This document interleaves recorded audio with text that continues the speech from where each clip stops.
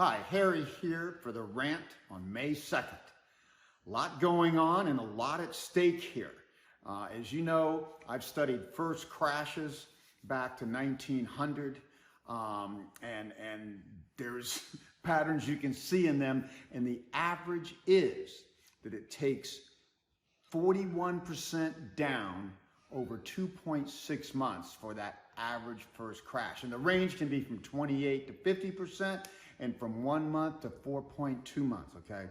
But we're 2.3 months in this with a top on February 19th for the S&P 500. If this is a top, that was it, okay? We're only down about 30% on the NASDAQ at worst and 20% on the S&P 500. So that's close. And that's way more than the average 20% correction, which only happens once every decade on average. It's been 7 since World War II, okay? So this is a serious crash, but it's not enough to tell me, yes, that this is a very likely a top, and we're gonna see more follow through on the downside, okay? So that's the real issue here. And this is where economists are at their weakest, okay? I mean, they see recessions as the enemy and to be prevented at all costs. I see recessions as what I call eco-cleansers, okay? Just like a cleanse to get you healthy again when you get overexpanded or sick or something like that. That's what recessions are. And just like sleep, how many people, how long can you go without sleeping? And the answer is about 3 days for most people till they turn back crazy, okay? 30% of the time we sleep on average, and 30% of the time we have recessions and slowdowns, okay? So this is a natural cycle. This is not something to be fought. And the healthier the boom you have without letting debt and borrowing and bad investments get out of control, the nicer recession you'll have. But there should not be this point that we have to stop recession and avoid recessions at all costs. It's the worst thing about economists and economics I have seen in my lifetime, and it shows that economists don't really understand the economy. And I had a whole different background, and this was not my intention.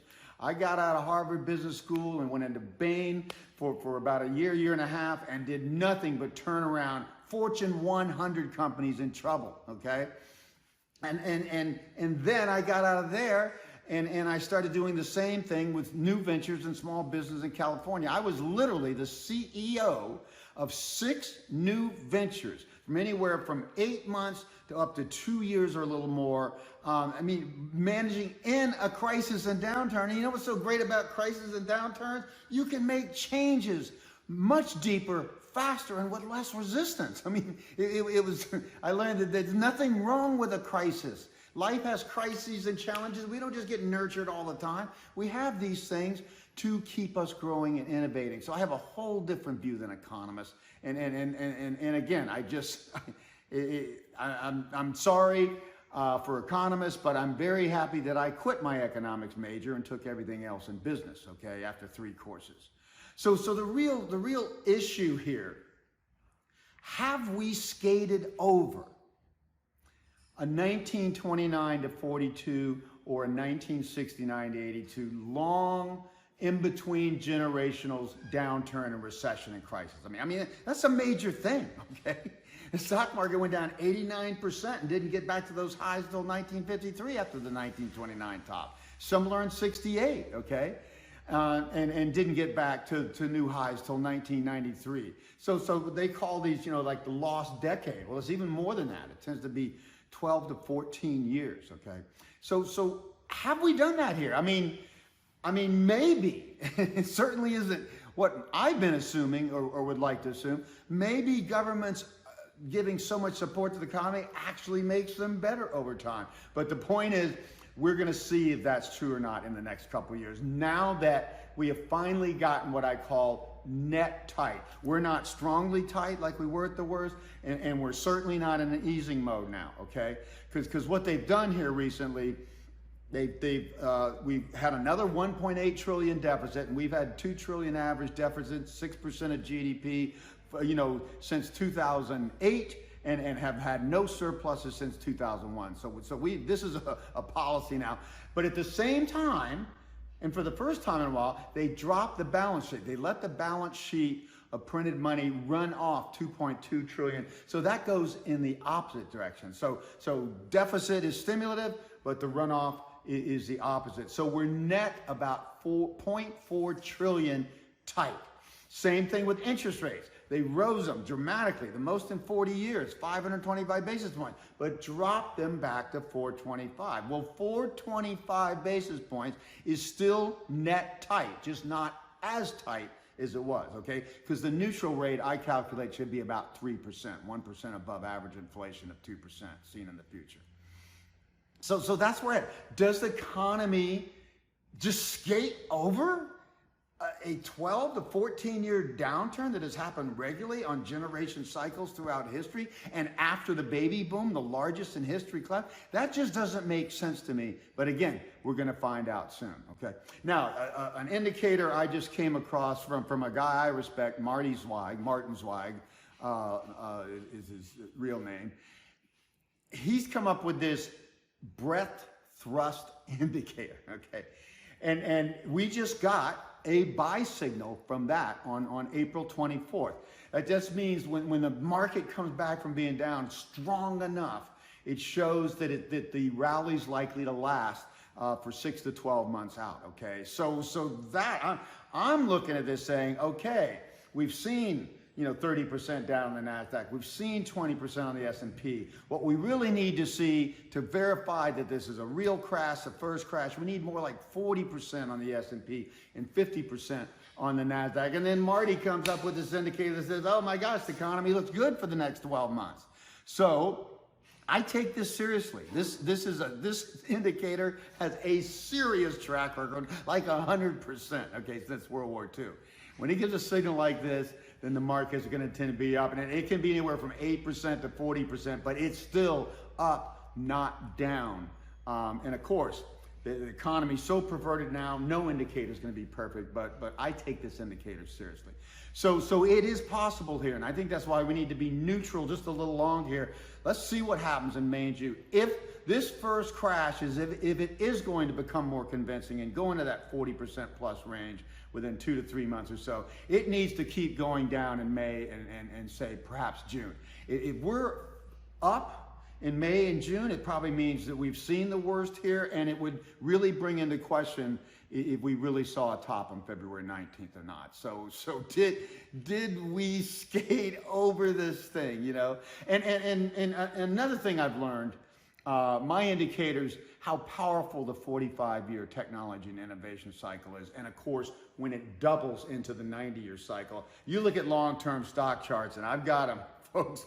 These bubbles every 90 years stand out like a sore thumb, and the 1836 to 42 bubble peak and crash, 1929 to 42, bubble and crash, and now this one which would naturally, this bubble would have naturally, after the 2007 demographic top, if the 45-year cycle would have kept this going sideways to up into 2020-21, okay, if I adjust for inflation, and that's what the spending wave correlates with, that would have meant a S&P 500 of 2,300 in say like the 2020-21 top. We still saw 6,144 here recently. That is 2.7 times what it would have been naturally. That basically says the economy and the markets in particular are way, way overvalued. We have skated over what would have been a long-term slow period downturn, off and on recession, depression. And do we pay the consequences for it? And the answer to that, how far does the next downturn go? And the real truth is we have to go back pretty much to the early 2009 lows, that's 667 on the S&P 500. And if they hadn't bailed us out of that about a year early, because that recession naturally would have lasted into 2010 and been deeper, then the S&P 500 could have gone to 400 before it bottomed, okay? So we have to go to somewhere in that realm to say, you know what? You really don't get something for nothing. And the Fed printed and blew up this bubble. And the first 100% artificial bubble. Bubbles happen naturally when as Robert Schiller says, we get animal spirits and things are so good, we just get too bullish and just think it's going to go forever and overvalue everything. This was not just that, okay? This was not just animal spirits, okay? This was $27 trillion poured into a 16 trillion average GDP economy over that time, okay? That's huge, and this is what it's done. So do we keep these gains or do they get destroyed? The problem here, folks, if they are going to get destroyed, it should happen in the next few years. If we don't see a crash in the next 2 to 3 years and of a high magnitude, not 30, 40, 50%, but 70, 80, 90%, then you'd have to come to the conclusion, and I would have to come to the conclusion, that, hey, all this stimulus actually paid off. It just gave more money to the economy, more buoyancy, more investment. But the truth is, when money is easy to get, what businesses tend to do is make bad worse and worse and more risky investments that don't pay off. And again, folks, I keep pointing to my favorite indicator who Dr. Lacey Hunt in Austin turned me on to, money velocity. Many, many years ago, money velocity's been dropping like a rock since 1998, right in the middle of the first tech bubble, just like it did from 1917 into 1932, the Roaring '20s bubble and the greatest crash and highest unemployment in history. So it's going to take this year, I think, to really see, and we need to see more follow through in this first crash for it to be convincing. This could end up qualifying as the first crash, but it's the minimum, okay? I don't like to see the minimum here. I want to see more convincing evidence that this bubble is over, and then now we can really have a strategy to make hay while the sun's not shining by being in the highest quality bonds, 10 and 30-year Treasury bonds. And you can also, this first crash will tend to be 40 to 50%, and then this short period of time, and then the market's bouncing. You could also make money on being short stocks here, but I think that's more risky since it's not 100% clear that this first crash is over or not, and that this is the top or not. Even though it still leans that way, I'd say, I'd rather be in the bonds and sleep at night, and we can always, change that strategy later. So again, this is definitely going to be a time for updates, and I hate to take this Zweig breadth thrust indicator seriously, but I do, because Marty Zweig's one of the great technical analysts, and this is one of the best indicators and track records in history. So I think we have to assume that we're going to see some more bullish action ahead. The real question, we could see one more wave down into May or June before this kind of bullish indicator kind of works out and proves itself. And that would be the best of all scenarios from my point of view. We could see enough of a first crash to feel good about it, and then we can know that a strong bounce is coming, and we could play and adjust our strategies accordingly.